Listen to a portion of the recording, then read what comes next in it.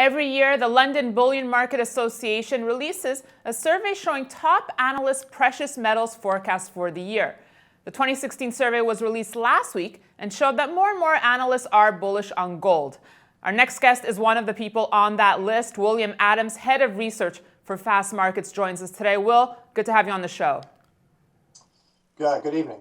So gold's uptrend continues here, hitting a 3.5-month high this Thursday. Even if you say we haven't seen the lows just yet, you're somewhat bullish on the metal. You're looking for a range of 980, 1222 this year.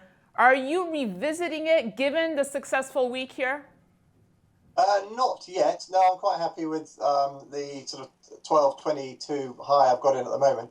And we have had a strong run up, as you say. And I think the market's been sort of caught off guard a bit. I think, the metal investors have generally not been that bullish on gold after the sort of 4-year bear market. So I think we've just seen some strength come in on gold, but across other markets as well. And I think we're just seeing a bit of some investors who probably missed the initial, who weren't long at the beginning of this run of having to chase prices higher now. But I imagine, we probably will start running into some supply, some resistance soon. Well, what about silver? There's been a lot of talk about the gold to silver ratio being too high here, currently at 77 to 1. Are you more optimistic on silver prices this year? And if so, why? I am, in that I think it has been left behind with sort of the run-up in gold we've seen this year. I think silver has suffered because of its industrial, the industrial demand side of the silver market. And with the slowdown we've seen in China, and I think there are a lot of concerns about global growth anyway. I think it has been held back by that. It has run up over the last few days, and it has sort of broken higher. And I think we've got further sort of room on the upside, as you say. The ratio was hanging around the sort of the 80 level. It's come down to 77, that sort of area, a bit higher, 77, 70 area.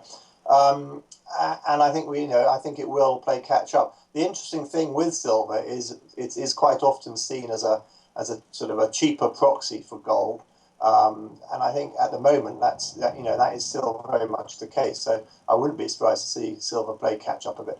All right, finally, let's complete this trifecta by talking about the PGMs, platinum and palladium. Let's get your forecast on these two.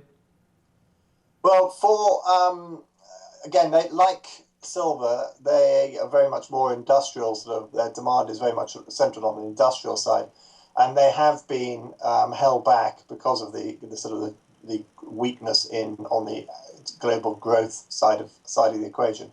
I think they are all oversold, and I think we are looking for sort of supply deficits. And I imagine that as soon as we start to sort of see a base, then I think we will start to see some investment buying coming in. On platinum, I'm looking at a sort of a high price of around 1,200 with an average of around 1030.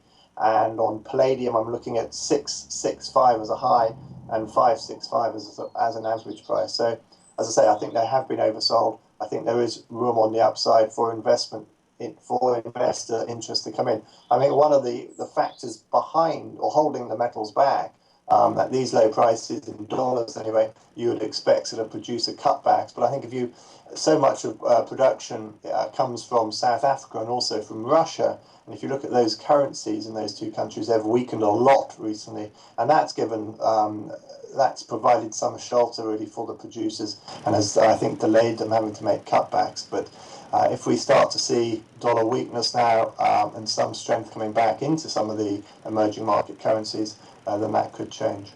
Will, thanks so much for your forecast today. Thanks for joining us. Thank you very much. And thanks for watching this edition of Kitco's Gold Report. We have Gary Wagner up next.